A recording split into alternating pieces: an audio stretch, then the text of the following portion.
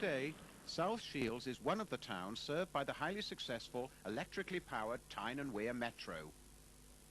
In the central area, the trains straddle the bridge on King Street. Now pedestrianised, this major thoroughfare once carried the town's trams as well as the swift silent trolleybuses, which served South Shields for some 25 years.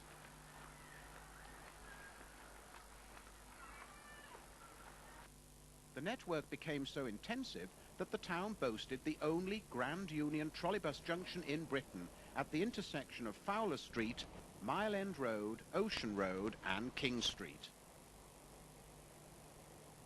By 1997, there is little evidence of either the tram or trolleybus system. However, close by the current Chichester Metro station is the long-standing former corporation depot at Dean Road. Now in private hands, this building does contain a few telltale signs. Lurking beneath this preserved row-bodied double-decker are the fossilized remains of tram tracks last used 50 years ago. In its heyday, the town had some of the best trams in the country, which even sported names such as Hadrian, John Watt Henderson, Mauretania and Nelson. Today, it is hard to imagine a heavily laden tram bearing the name Monarch of Bermuda rolling majestically through the streets, swallowing up scores of shieldsmen for a fast run along the light railway to Clevedon Ridgeway. The first trolleybuses had arrived in 1936, operating from the market to Fremantle Road. They are still remembered with affection by many older residents, especially because of their sterling work during the war. Situated on the south side of one of England's principal rivers, the borough of South Shields developed rapidly during the 19th century. It was, first and foremost, a shipbuilding, coal exporting and industrial centre.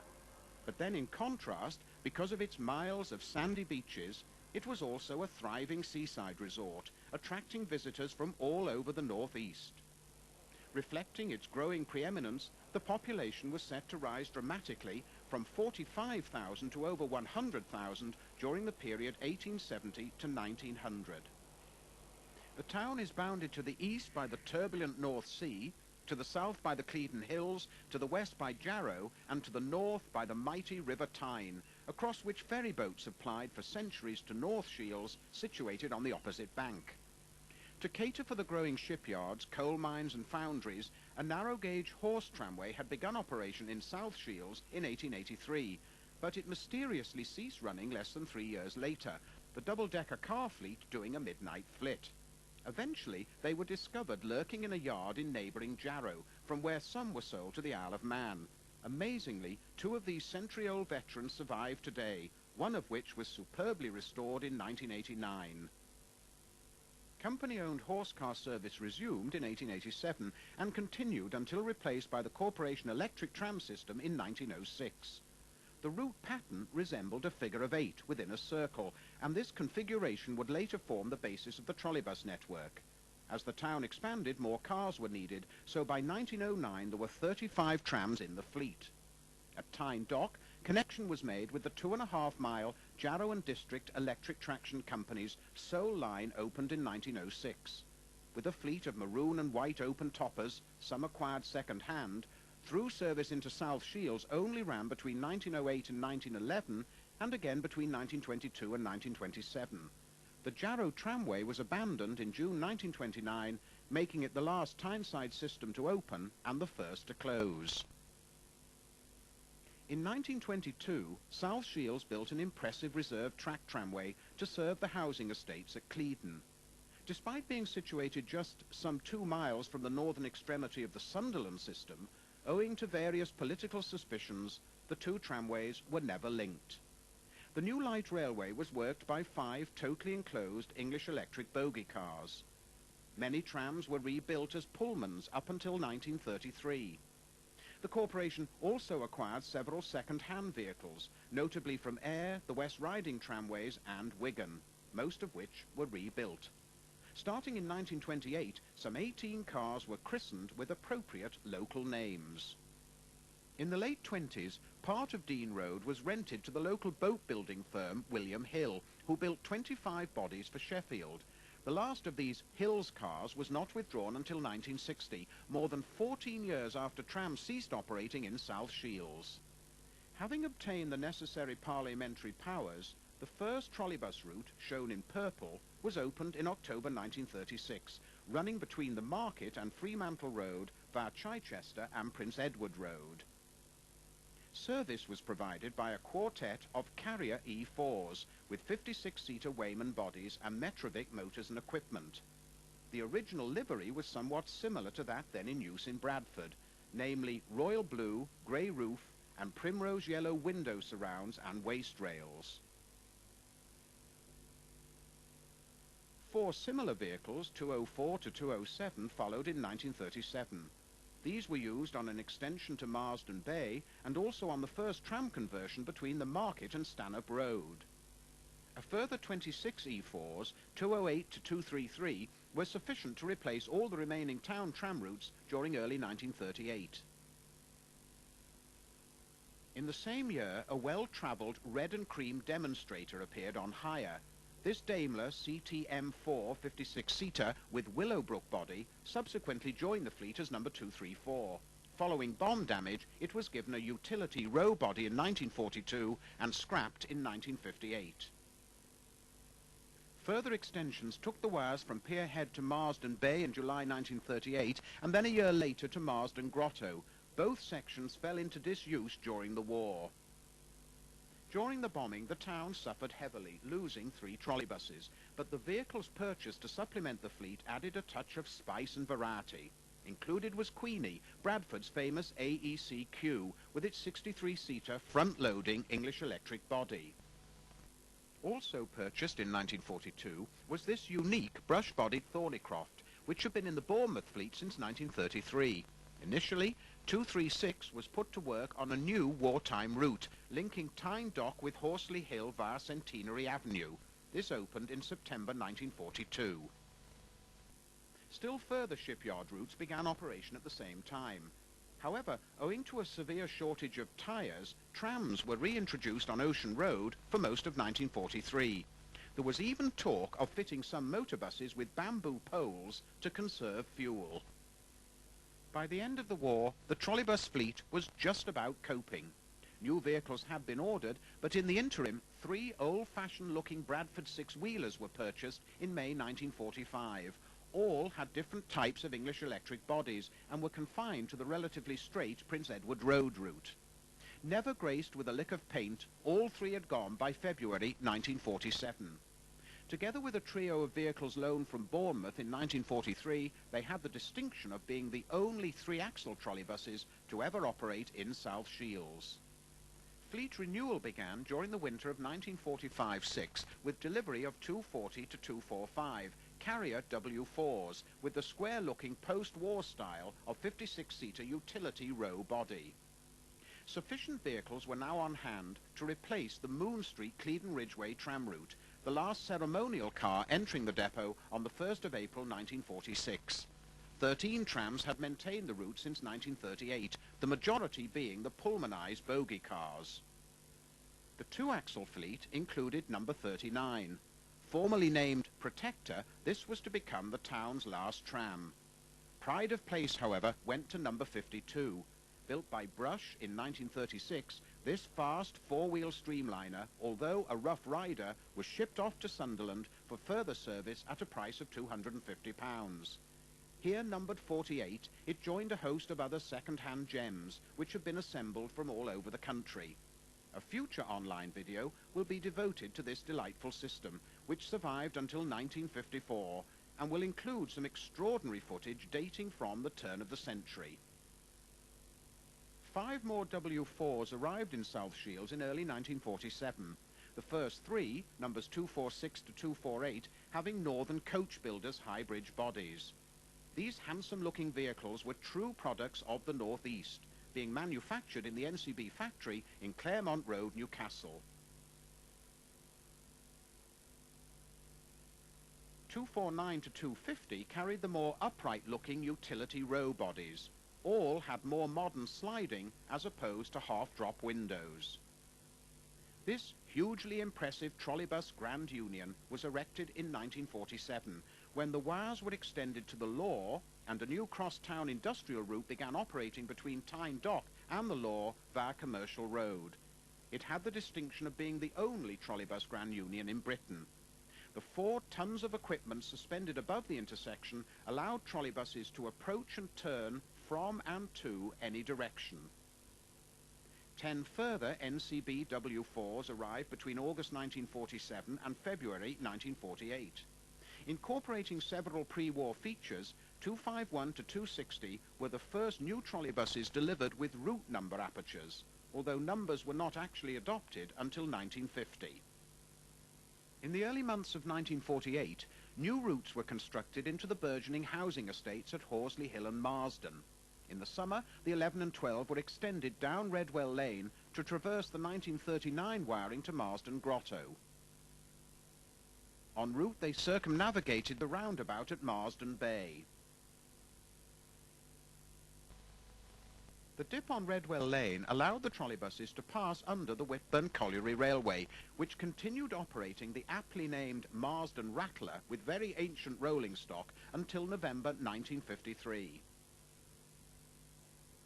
With their 56-seater NCB bodies, the last new trolleybuses began entering service in August 1950.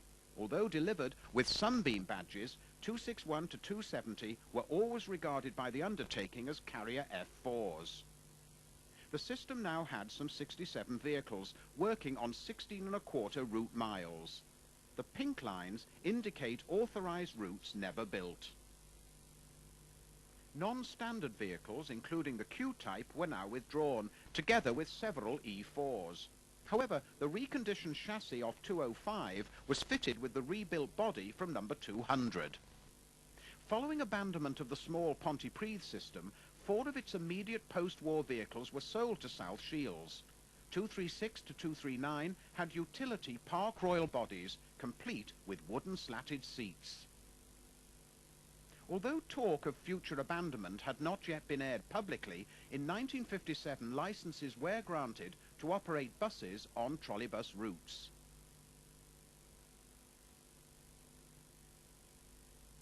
1½ miles of wiring fell into disuse when buses took over the lightly trafficked 10 in February 1958. At some 5½ miles, this had been by far the longest route. Winter loadings on the coast road tended to be minimal, and much of the infrastructure had suffered due to the salt air. In fact, towards the end, the carbon inserts in the trolley heads were inspected after every trip along the salt-encrusted wires. Despite these chronic conditions, the 1-mile stretch from South Beach to Pier Head was retained probably until conclusion of the 1962 season, operation being restricted to summer afternoons and busy weekends. Riders trundling along Sea Road were treated to spectacular views of the river mouth.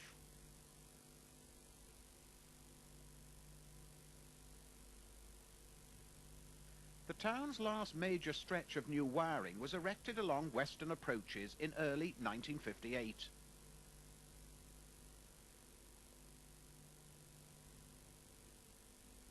This new dual carriageway with its bracket arm suspension had displaced a one-way system through narrow streets which were demolished.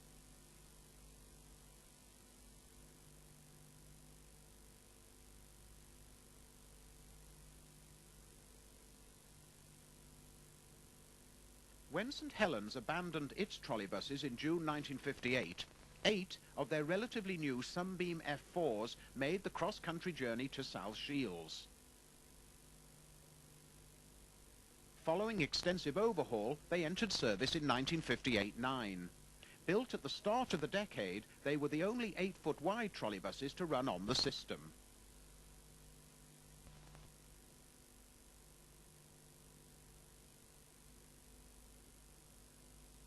On arrival, their East Lancashire bodies were given conventional rear emergency windows, an extra seat upstairs, and new front destination boxes. These have been added to all the fleet with introduction of route numbers in 1950. Allocated the numbers 201 to 203 and 205 to 209, these Lancastrian imports were to enjoy only a brief sojourn in their adopted home. Chichester was the main suburban focal point for the trolleybuses. In all, 5 routes passed through on their various perambulations. This was a classic 4-way junction, although one prong was only used for access to and from the nearby depot. Referred to locally as the Chai, it became a natural magnet for photographers, as all the various types of trolleybuses could be seen negotiating the roundabout.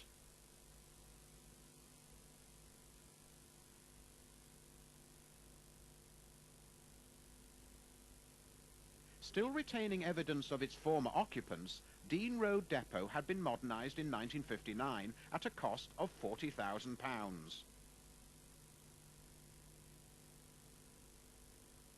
New additions included a washer. Probably anticipating eventual closure, by the late 1950s much of the overhead was in such poor condition that the Ministry of Transport was forced to impose an overall speed restriction of 20 miles per hour. Derailments and breakdowns became frequent, giving rise to adverse comment in the local press. Dispatched to carry out emergency repairs at the busy Horsley Hill Road, Westow Road junction was one of the 2 pre-war Carrier CK3 tower wagons with their distinctive personnel-type cabs.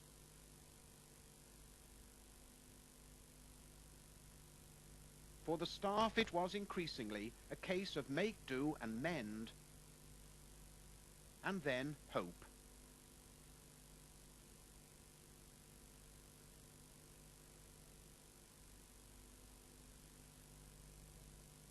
As both tower wagons could be used for towing, one remained on the property for several years. The roundabout at the Chai dated from 1949. Until installation of automatic frogs, a hard-worked point boy continued to dodge the traffic, racing in all directions to pull the hand-operated frogs. The automatic devices were introduced at several key locations between 1949 and 1954. There was always plenty of variety on and off the roundabout. Here, a pre-war Carrier was followed by a Pontypridd semi-utility. For the out-of-town visitor, the route pattern took some working out. For example, routes 3 and 4 worked as a figure of 8, with the same vehicles travelling through the Chai in different directions and on different streets, whilst looping between Market and either Stanhope Road or Tyne Dock, where the numbers were changed. Even some locals must occasionally have felt disorientated.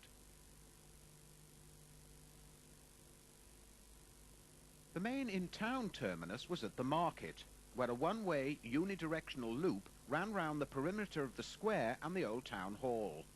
Located close to the main shopping streets and within easy walking distance of the busy Cross Tyne ferry, the Market was always teeming with trolleybuses. Once, 5 routes had terminated here, with 3 more passing through.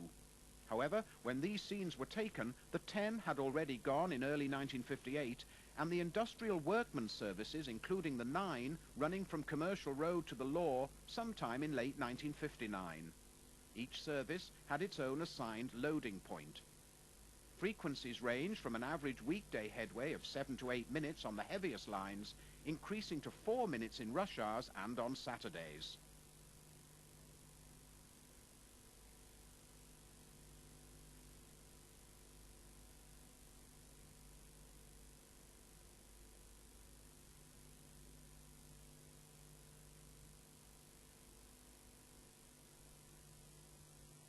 This trolley is loading close to the Tram Inn.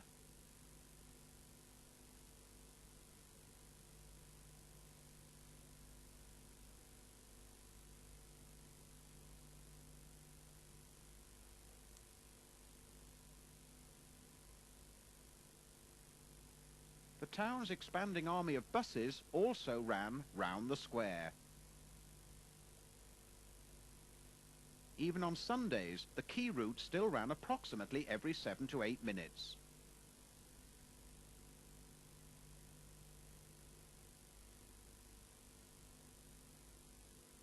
A pre-war Wayman-bodied E4 scurried down King Street on the approach to the Market Square.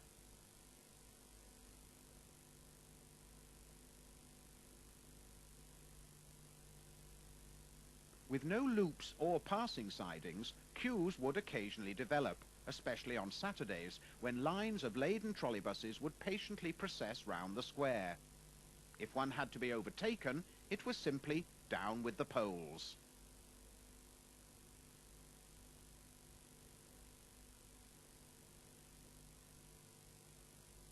"212, one of the dozen or so pre-war E4s still active in 1959, turns from the north side of the market onto King Street at the start of its twisting trip to Tyne Dock via Westow.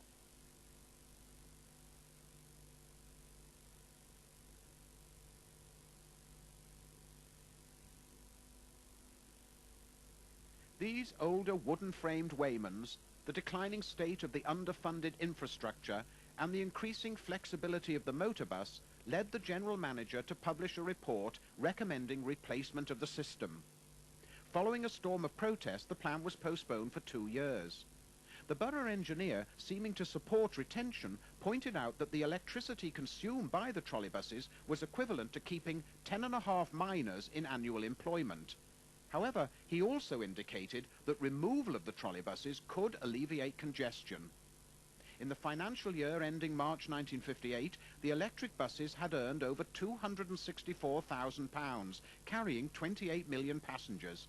But numbers were dropping and the costs of keeping the elderly fleet on the road rising dramatically. The end was obviously in sight. As from the 3rd of October 1961, buses took over on the 5.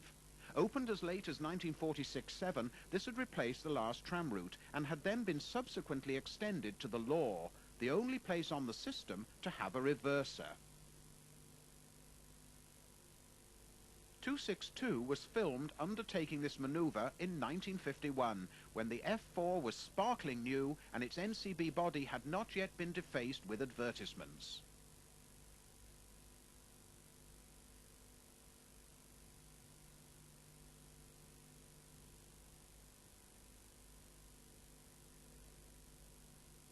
The closure of the 5 led to withdrawal of some of the immediate post-war fleet.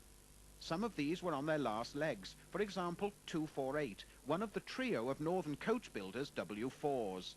Note the bamboo pole slung on hooks immediately above the lower deck windows. 4 more services were replaced as from the 2nd of May 1963, wiping out everything except for the town routes and the branch to Pier Head. Much of the wiring in the Horsley Hill area had been erected to serve the large suburban housing estates. At Trinity Church, High Shields, trolleybuses crossed the Harton Electric Railway.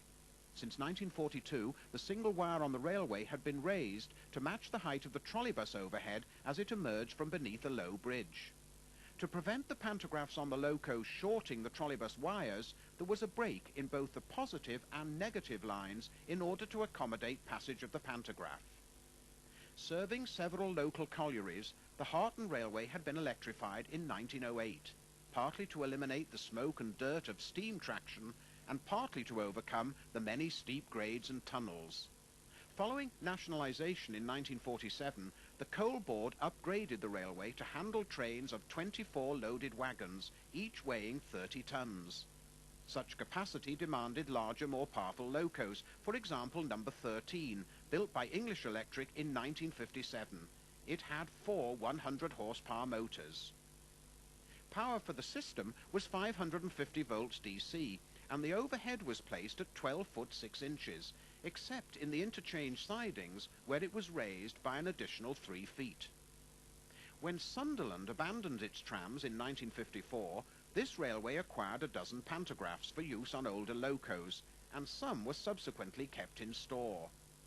Number 15 was almost identical to number 13, but dated from 1959. Several items of South Shields trolleybus equipment also made their way onto the railway, including overhead fittings, steel tubular poles, substation switching, and mercury arc rectifiers.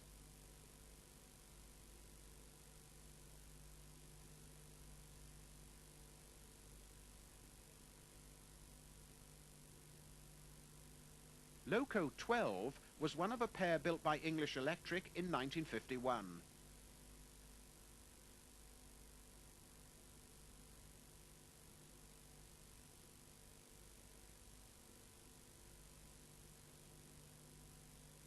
The bulk of this fascinating system was dieselized in March 1988, and electric trains operated for the last time on the Hilda Sidings Low Staithe section on the 19th of July 1989.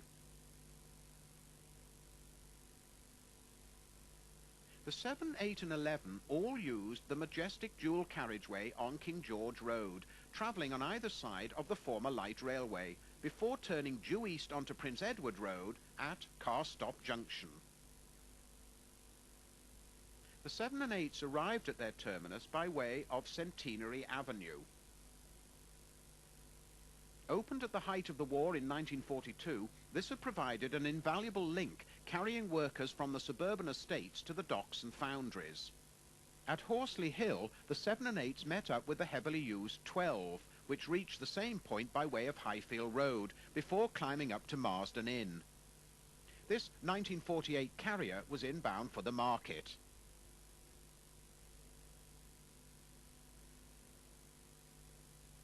Although more normally associated with the town routes, this ex St Helens Sunbeam was outbound to Marsden Inn, a total journey of some 3 miles.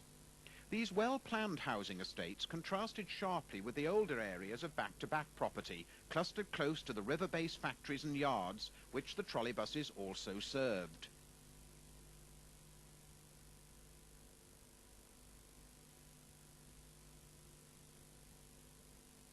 Passing in front of the Horsley Hill Hotel.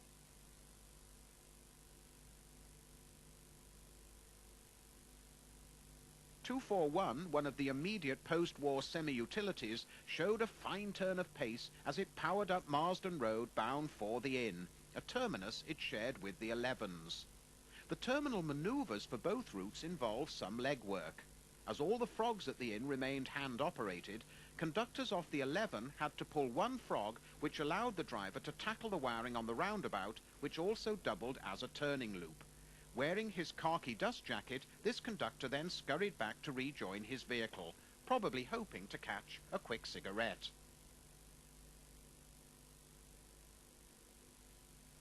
Conductors on the 12 had to pull 2 frogs on either side of the roundabout.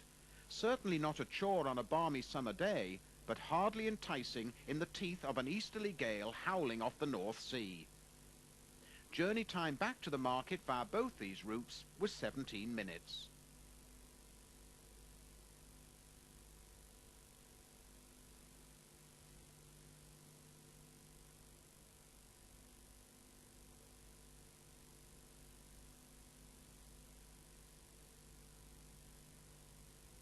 Looking up at the roundabout from Redwell Lane.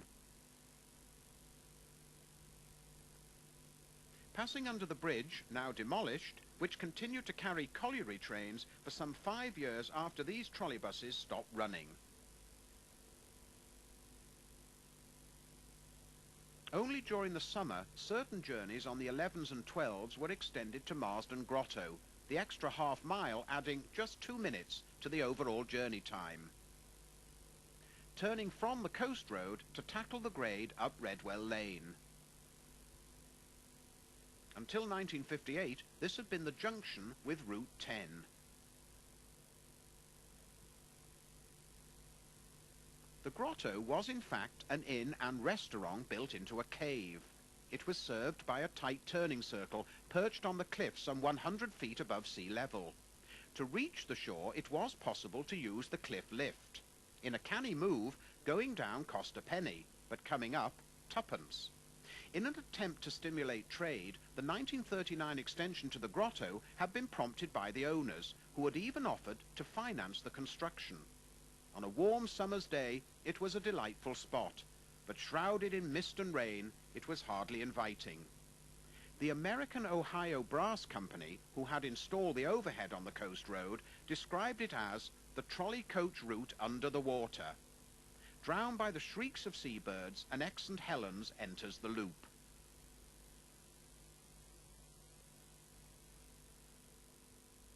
In May 1963, abandonments allowed the corporation to withdraw all the remaining pre-war carriers, of which about 6 had creaked their way into 1963.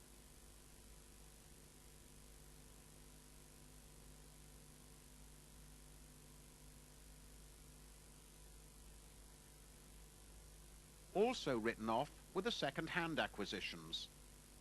Somehow the 12 imports had failed to endear themselves to the staff and management.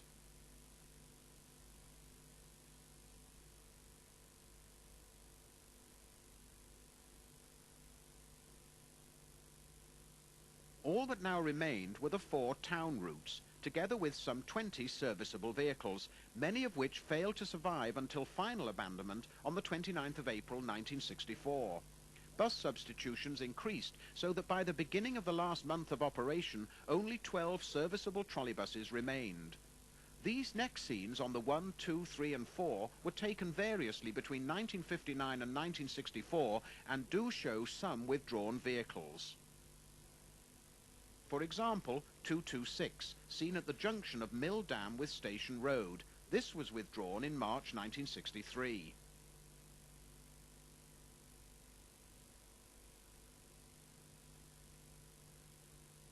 Likewise, NCB-bodied 247, travelling along South Eldon Street into the town's industrial heartland, also went in early 1963.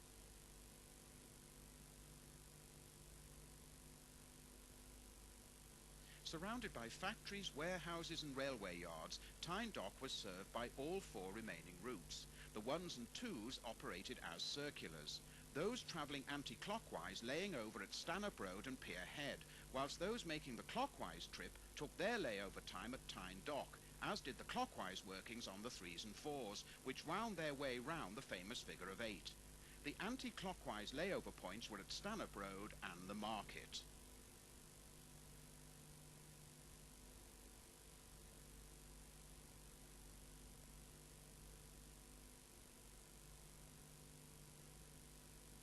Tyne Dock Station.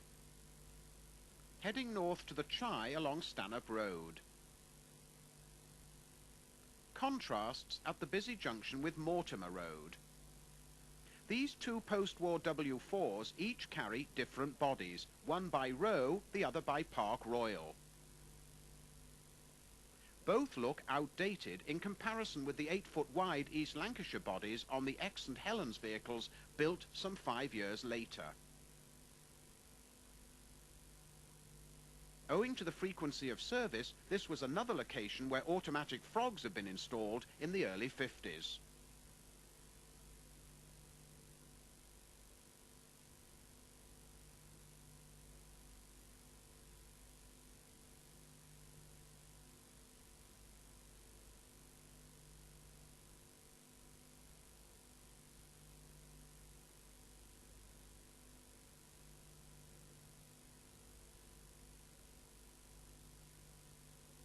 For some 18 hours a day, the Chai resounded to the constant click and clatter of trolley heads, threading the network of frogs and crossings.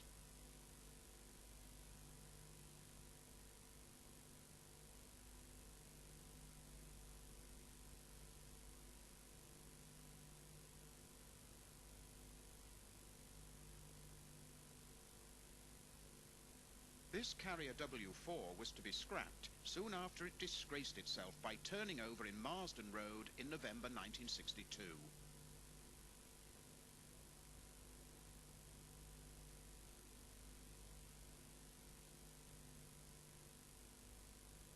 Views along Westow Road, the town's main artery to the south. This inbound trolleybus was about to pass in front of the town hall.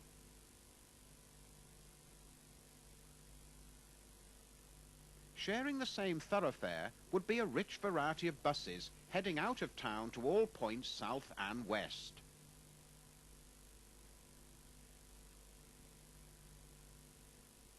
Bringing up the rear of this line was a Pickering-bodied Albion, owned by the Economic Bus Company of Whitburn.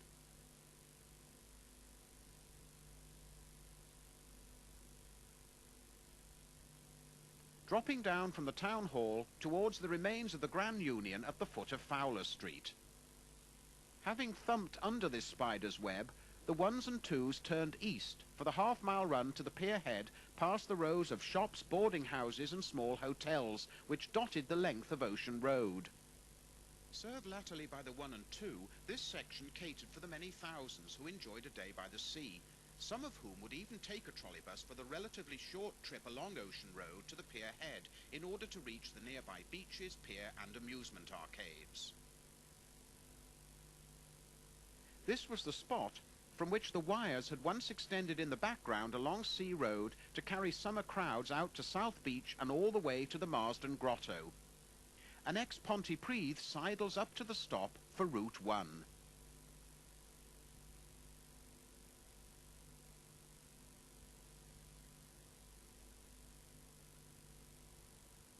These shoddy-looking booms seem to symbolize the system's decline. On its short 2.5-mile trip, the two encompass the many sides of South Shields. For example, the open coastal spaces near the pier head, the vibrant central area shopping streets, and finally, the grime and gloom of the river-based industries. One of the St. Helens 8-footers turns to start the 15-minute journey back to Tyne Dock. South Shields only got some 4.5 years' service out of the 8 St. Helens Sunbeams.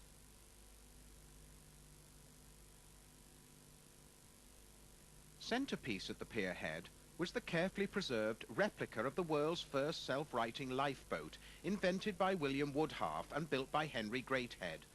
Both these gentlemen previously having had 2 rebuilt 4-wheel trams named after them.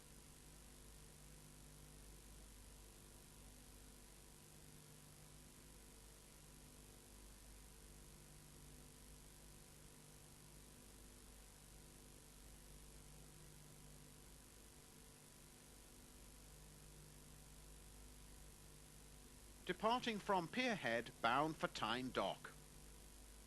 On King Street, where the headroom under the railway bridge was only 15 feet, the trolley booms had to swing to the far side to pass safely underneath. This is the same structure which now carries the Tyne and Wear Metro.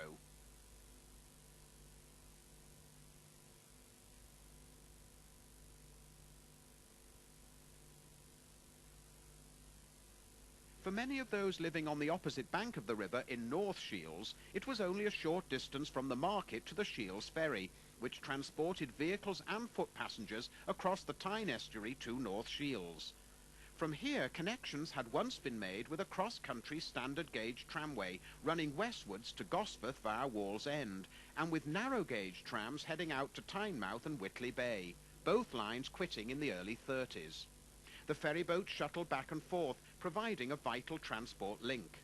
The A.B. Cowan, dating from 1921, was withdrawn in October 1967.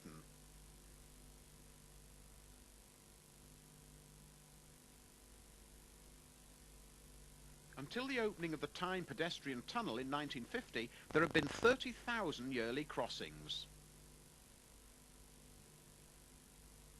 Very few enthusiast tours were ever held in South Shields, but one did take place on the 22nd of March 1964. The dull weather was matched by the depressing lineup of redundant vehicles in the depot yard. Selected for the tour was one of the post-war row-bodied utility W4s, now the oldest vehicles in the dwindling fleet. 244 had been fitted with sliding as opposed to half-drop windows. Seen on Commercial Road, it had sparked its way along this stretch of wiring, retained for emergency use only, since withdrawal of Route 8 some 9 months earlier.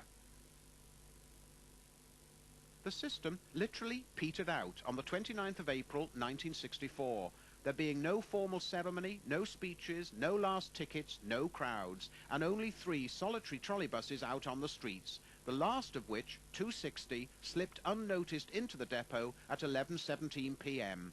Next day, the power was switched off, and South Shields trolleybuses had simply faded away. The much-loved Northumbrian, on the other hand, went out in a blaze of glory, her stack belching defiance. Very much belonging to the tram and trolleybus era, she was the last steam-powered ferryboat on the Tyne. Dating from 1930, she was launched from Hawthorne Leslie's yard at Newcastle. She was designed to carry 550 passengers and 20 vehicles.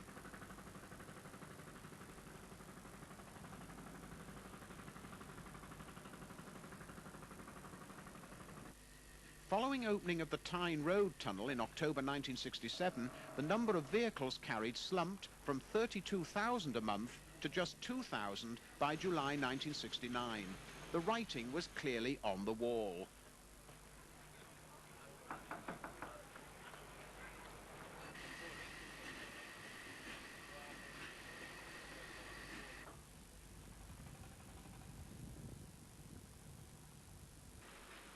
She had triple expansion reciprocating engines and was 115 foot long and 34 feet in the beam.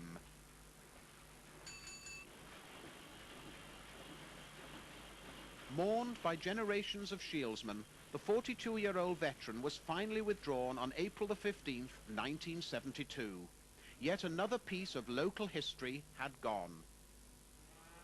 Ferries still ply for trade across the Tyne, but today's passengers can no longer step ashore and walk towards the market to board a waiting tram or trolleybus. Those days have gone forever, but the images remain in the memory and on film.